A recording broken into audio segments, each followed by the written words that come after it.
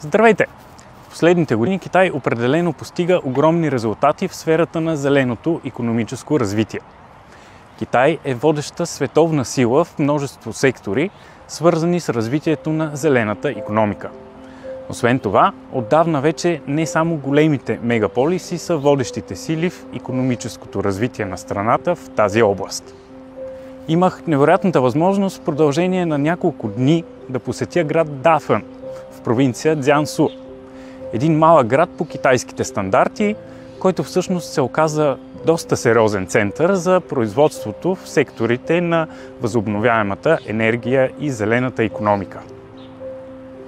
Днес ще ви представя какви резултати е постигнал Дафън в развитието на зелените технологии и как това променя живота на местните жители.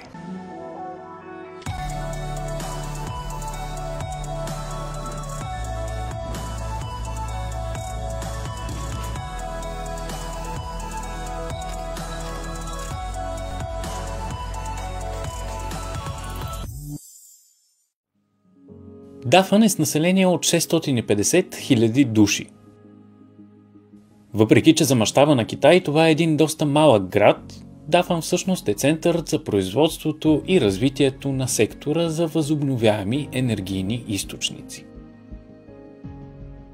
Още първия ден с нашия екип се запътихме далеч от морския бряг, за да посетим един от най-модерните проекти за вятърна енергия в Китай.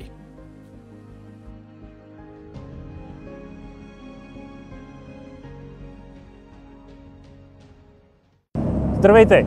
Днес сме в провинция Цзянсу и отиваме до един от най-големите проекти в Китай за офшорна вятърна енергия. Проектът се намира на 67 км навътре в морето и ни трябва цели 5 часа на тази лодка, за да стигнем до там.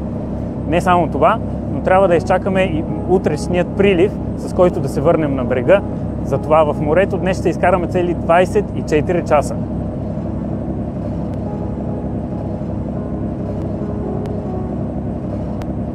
Може да се каже, че това е едно уникално инженерно чудо, на което никога не съм мислил, че ще имам възможност да отида. Много се радвам и изключително очаквам с невероятно нетърпение да отидем и да разгледаме какво значи да работиш на една такава платформа и колко време прекарват моряците на една такава място.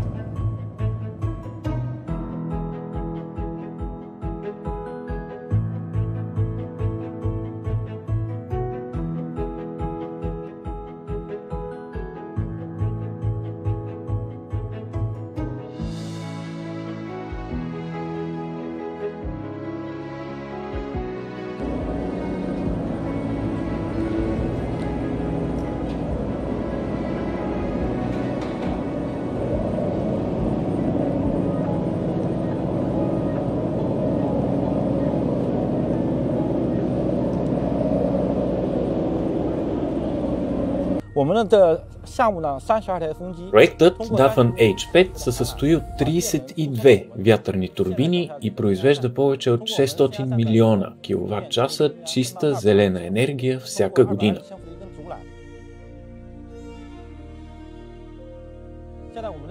Центърът на проекта е основната платформа, на която се намираме в момента.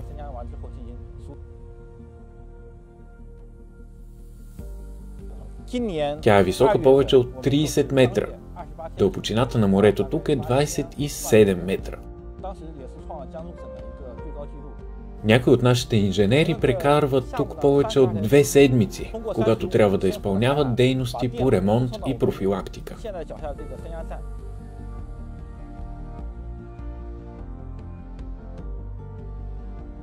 Освен на основната платформа, екипът ни позволи да се качим и на една от огромните вятърни турбини.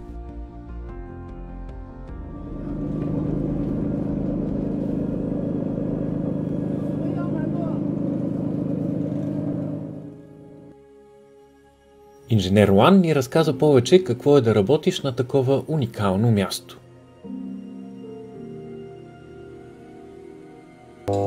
От колко време работите тук?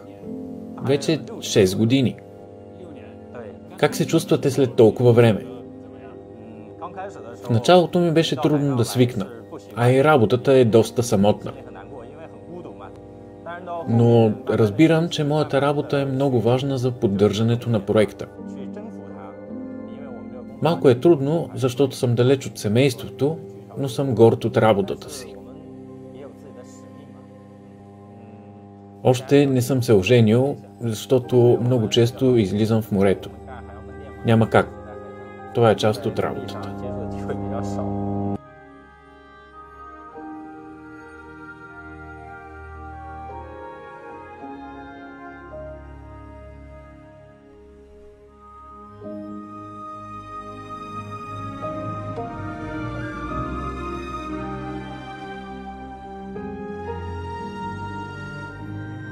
След невероятното преживяване, още първия ден, на следващата сутрин посетихме цехът с, може би, една от най-интересните технологии, които съм виждал някога.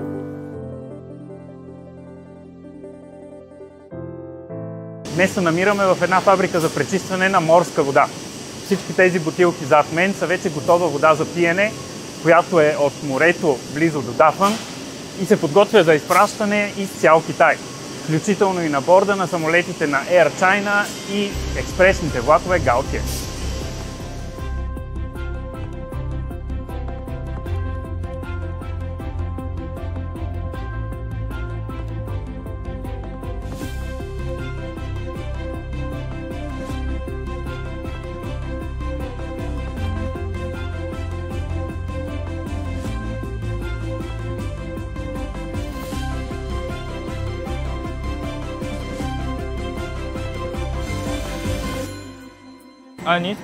Това е нашата основна система за пречистване на морската вода.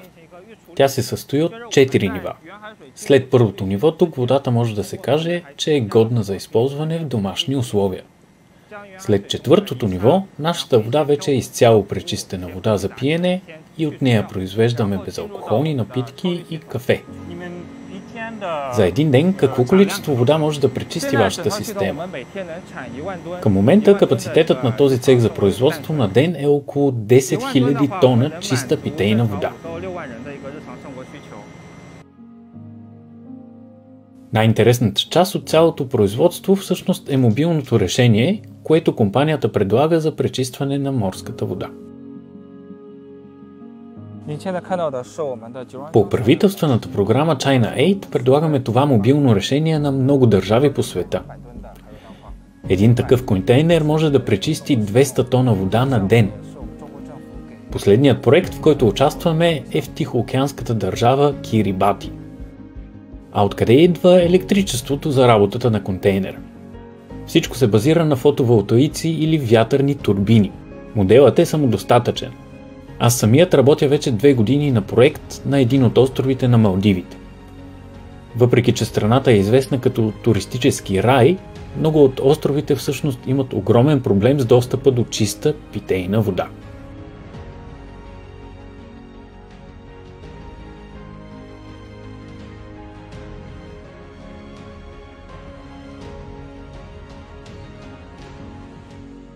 Опазването на околната среда също е много важна част от зеленото развитие. Днес сме в резервата за опазване на диви елени в Дафан. Мястото е част от влажна зона, която е дом на местните елени и много видове птици. Ще се запознаем с един човек, който вече повече от 10 години, разчитайки на своите собствени сили, се грижи за развитието на резервата и за опазването на околната среда тук.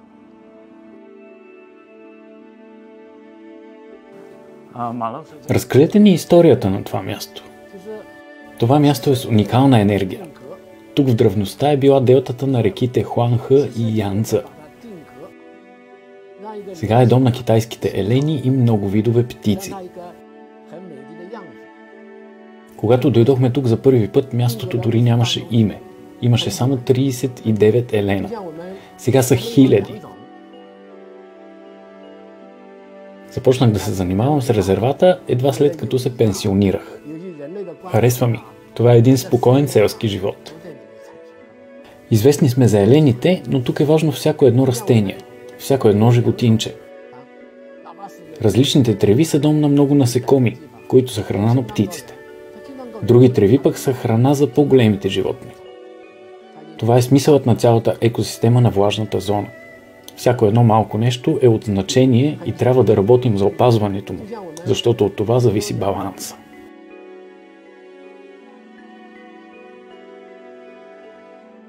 Имате ли много посетители? Има, но не много. Не го правим за туризъм. Правим го, защото трябва да се опазва околната среда.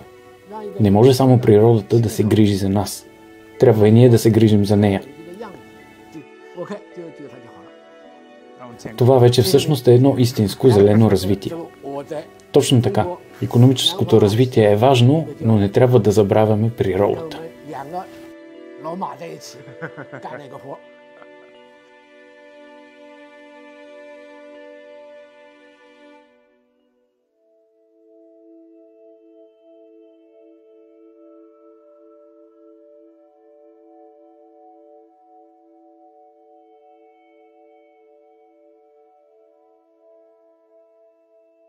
Разбира се, за тези няколко дни в Дафън видяхме и още доста интересни неща. Дафън е прекрасен пример за икономическото развитие на Китай през последните години.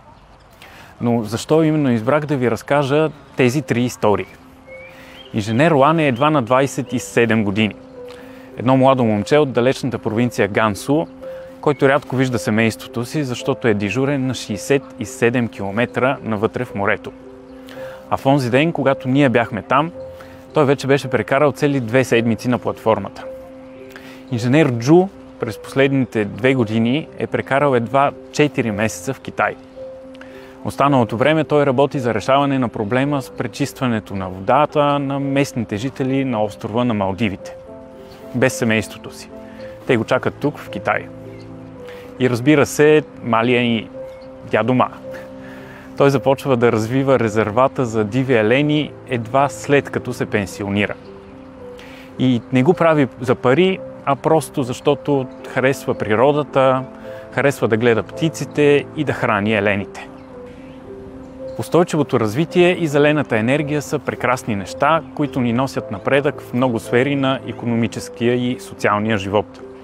Но не трябва да забравяме, че зад тях стоят едни обикновени хора, които са готови да отдават живота си за това развитие. И всеки един от тях има своя лична история. А в Китай има една поговорка, която казва: една хубава история и 100 пъти да я разкажеш, пак не омръзва.